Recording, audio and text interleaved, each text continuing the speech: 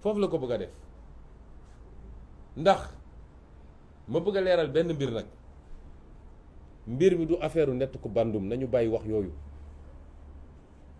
waa Fuuta bu leen neexoo ñu voté 100% Macky Sall am nañu sañ-sañ bi ñun du gagné nañu Casamance gagné nañu Ndakaaru gagné nañu feneen ak feneen kenn ku ne am nga sañ-sañu voté neex homme politique day am base Sine mu ngay voté Macky Sall boobu ba léegi Saloum mu ngay voté Macky Sall boobu ba léegi Casamance mu ngay voté Yewwi Bawol ma ngay voté Wallu ak Yewwi problème kon buñ fi wax ay waxu nett ku bandum wala yu demee noonu ku ko wax tooñ nga nit ñi mais na yéeme ci mbir mi mooy waa Fuuta voté lu ñu Macky Sall léegi fépp foo xam ne vote bi jaar na yoon mooy administration signé na ñun suñuy représentant signé ñoom seen représentant signé am na ci bureau de vote yoo xam ne ñun ñoo ko gagné am yoo xam ne ñoom suñ ko gagné écart yu ndaw la ay 20 voix 25 voix kon le Fouta a tourné le dos à Macky Sall li xew c'est une entreprise de fraude massive boo xam ne ay hommes politiques ñoo ko organisé ça n'a rien à voir avec le Fouta corruption ci achat de vote fépp la am ci Sénégal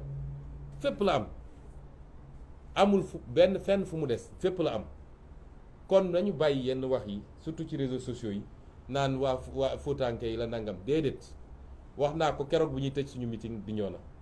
nee naa man ñi may gën a gërëm mooy waa Fuuta